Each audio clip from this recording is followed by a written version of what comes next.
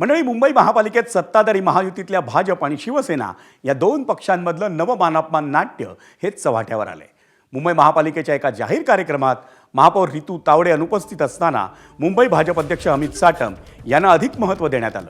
त्यामुळे महापौरांच्या अनुपस्थितीत या कार्यक्रमात उपमहापौर संजय घाडी यांची उपेक्षा झाल्यानं किंबहुना त्यांना दुय्यम स्थान दिल्यानं शिवसेनेत नाराजीचा सूर उमटलाय. महापौरांच्या अनुपस्थितीत उपमहापौर हे प्रशासकीय प्रमुख असल्याची बाब शिवसेना गटनेते अमेय घोले यांनी समोर आणली आहे.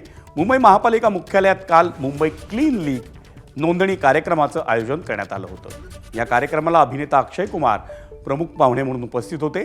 त्यांच्या एका बाजूला मुंबई महापालिका आयुक्त भूषण गगराणी आणि दुसऱ्या बाजूला मुंबई भाजप अध्यक्ष अमित साटम बसले होते. त्यानंतर उपमहापौर संजय घाडी यांची आसन व्यवस्था करण्यात आली होती. या संदर्भात शिवसेना गटनेते अमेय घोले यांनी तीव्र आक्षेप नोंदवून महापालिका आयुक्तांना पत्र दिले. मुंबई क्लीन लीग कार्यक्रमात प्रोटोकॉलनुसार उपमहापौरांना मुख्य स्थान द्यायला हवं होतं, याकडे त्यांनी लक्ष वेधलंय.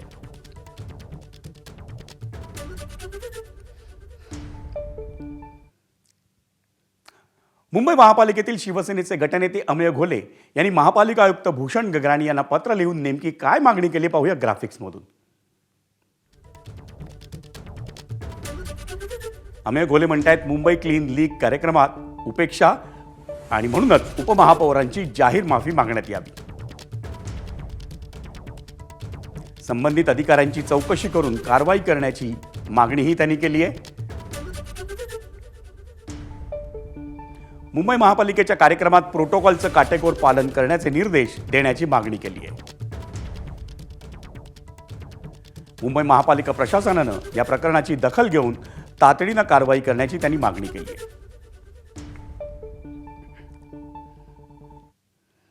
आणि या सगळ्या पार्श्वभूमीवर मुंबई महापालिकेचं सध्या नेमकं नियंत्रण कुणाकडे आहे हा प्रश्न सध्या चर्चेत आहे. आणि त्याला कारण ठरली आहे मुंबई भाजप अध्यक्ष आमदार अमित साटम यांची वाढती उपस्थिती. महापौर रितू तावडे या वादांमध्ये अडकत असताना मुंबई महापालिकेत साटवांचं पारडं जड होत असल्याचं चित्र आहे. मुंबई महापालिकेवर एकसंध शिवसेनेची सत्ता असताना आदित्य ठाकरे हे महापालिकेच्या कामकाजात सक्रिय हस्तक्षेप करत असल्याचा आरोपही त्याच धर्तीवर आता अमित साटम निर्णय प्रक्रियेवर प्रभाव टाकत असल्याचा आरोप होतोय. सत्ताधारी शिवसेनेकडून नाव न घेता यावर अप्रत्यक्ष टीका होते. पण मुंबई क्लीन लीग कार्यक्रमात उपमहापौर संजय घाडी यांना देण्यात आलेल्या दुय्यम स्थानावर विरोधी पक्षनेत्या किशोरी पेडणेकर यांनी भाष्य केलंय.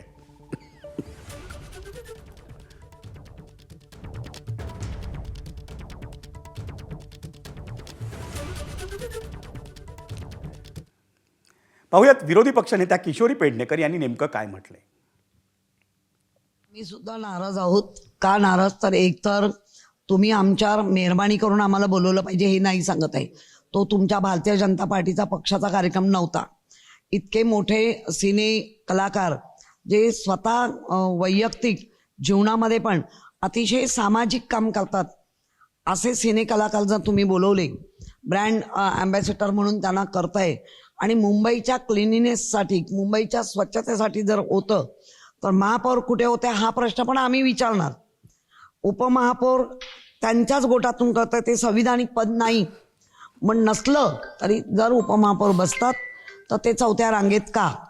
आणि विरोधी पक्ष म्हणून आम्हाला का बोलवलं गेलं नाही? वळूयात पुढच्या बातमीकडे. मुंबई महापालिकेचे सभागृह नेते गणेश खणकर यांनी स्थायी समितीच्या बैठकीत महापालिका प्रशासनातल्या अधिकाऱ्यावर नाराजी व्यक्त केली. सभागृहात विचारलेले किंवा पत्रांमधून मांडलेले प्रश्न प्रशासन गांभीर्याने घेत नाही याबद्दल भाजप नगरसेवक आणि सभागृह नेते गणेश खणकर यांनी तीव्र नाराजी व्यक्त केली आहे.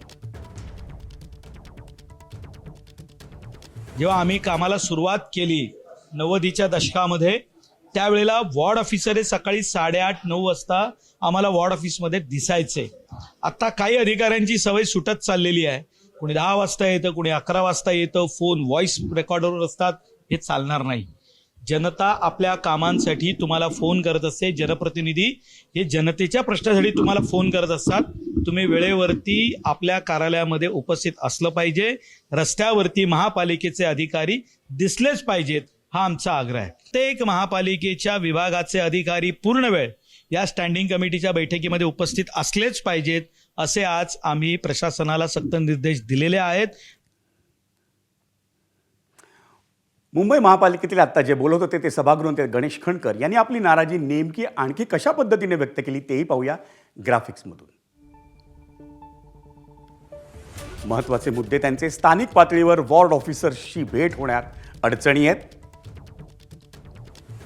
भेटीसाठी गेल्यावर साहेब 11 वाजल्याशिवाय भेटणार नाहीत असं सांगण्यात येतं. वॉर्ड ऑफिसरना केलेला फोन हा व्हॉइसमेलवर जातो, उत्तर देण्यात येत नाही. प्रश्न उपस्थित केला तर फोन किंवा बैठक लावणं अपेक्षित असतं, पण अधिकारी काहीही करत नाहीत. अनेक प्रश्न उपस्थित करूनही अधिकाऱ्यांकडून अजूनही त्याची उत्तरं नाहीत. आयुक्तांनी अधिकाऱ्यांना समज द्यावी, खणकरांची स्थायी समितीत किंवा स्थायी समितीच्या बैठकीत मागणी आहे.